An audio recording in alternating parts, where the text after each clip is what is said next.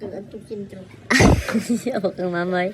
Hi sa mga taong hi. O ko ninyo kayo gutom kumato kong sala. Nagluto tatong paborito sa kumanghod. Sumuo ni siya. Kining Bake Mac style. Actually, nag-crave po ko ani din. Ako siya testingan kay. Natingala ko nga nung every time nga mag-grocery mis akong mama.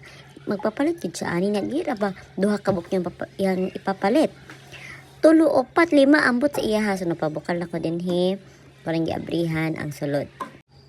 Dugay-dugay ko nakaabre ani no rin horot yun ako kusog ani unya. Nakaidumtum ko nga adi may gunting ano gilisod-lisod man ako kinabuhi nga pwede man mapadali o di ba dali ra kaay na obrehan.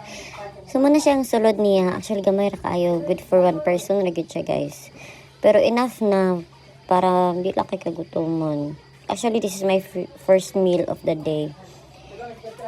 So man yang sauce cheesy Bake Mac style din siya.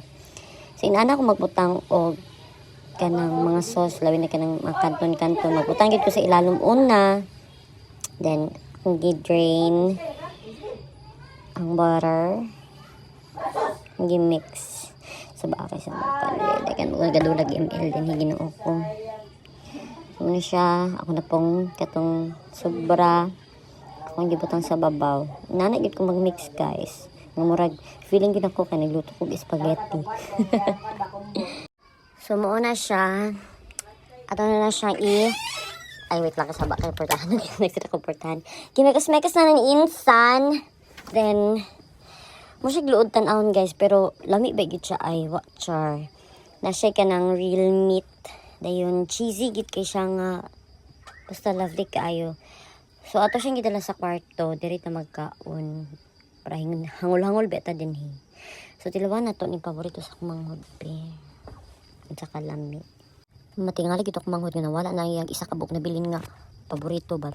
Pero wala sawa ko yan niya basta kay nakakaon ako ano iya paborito. And it's very good. It's very yummy. It's very cutesy. It's very mindful. Di po siya demure. Charis. Lami siya. Dayon, okay na. At least napas mo man nanta pero nakakaon po tag ingon ani kay nag-crave lagi tag mga pasta-pasta oy. Samok magud kay ni reel sa Facebook kay magsungog-sungog timingon ra bag kadlawon kanang wa kay kwarta kanang hapon or unsa ba kung dili man lang kaon luto-luto ang nasa akong reels na ambot na lang gid ani grabe makasungog-sungog labi nagkadlawon matagbaw kag kaon ug sa imong gusto. So anyways mo to lami akong kaon-kaon guys. Lami ba gid siya cheesy dayon basta mapalit lang ni sa bisag asa sa designated areas. Siya rin designated signal gani bisag asa ba. So mao to habang gitarong diati kay mo para ba ni mo first kaon of the day. So mao to lami siya cheesy. O di ba ni thumbs up to ko. So mao to guys. Thank you and bye bye tutot.